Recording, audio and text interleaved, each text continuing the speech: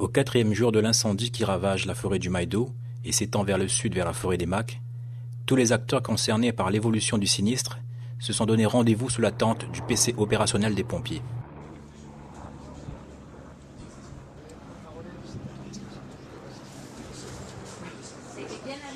Si les débats ont été tournés vers la venue ou non du bombardier d'eau, le Dash 8, la présidente du Conseil général, Nassima Dindar, s'est montrée concrète et constructive et a rappelé l'implication totale de la collectivité dans la gestion de cette catastrophe.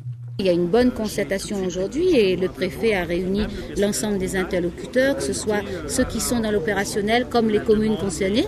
C'est une très bonne chose aujourd'hui qu'il y ait l'ensemble donc des collectivités, régions, départements, communes autour de la table pour discuter sur les moyens déjà mis en place, ceux dont il nous faudra mobiliser court, moyen et long terme sur la gestion du préventif.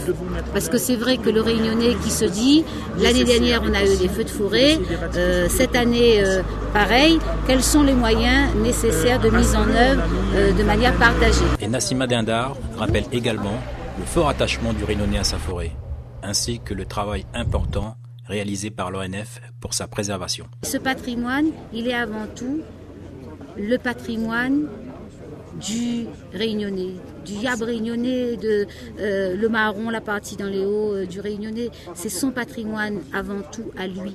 Et donc il faut absolument qu'on travaille avec l'ensemble des interlocuteurs pour que nous avancions sur une pérennisation. Il n'y a jamais eu de grands feux de forêt à La Réunion. Les espèces endémiques ont été préservées. Ça veut dire que les Réunionnais et l'ONF, les agents de l'ONF qui sont sur place depuis plus de 50 ans, ils ont fait un vrai travail de préservation de ce patrimoine. À nous aujourd'hui, dans la nouvelle gouvernance, de faire en sorte qu'il y ait un vrai partage d'informations, qu'il y ait aussi des concertations pour avancer ensemble et faire avancer la Réunion. Il faut que chaque Réunionnais se sente concerné.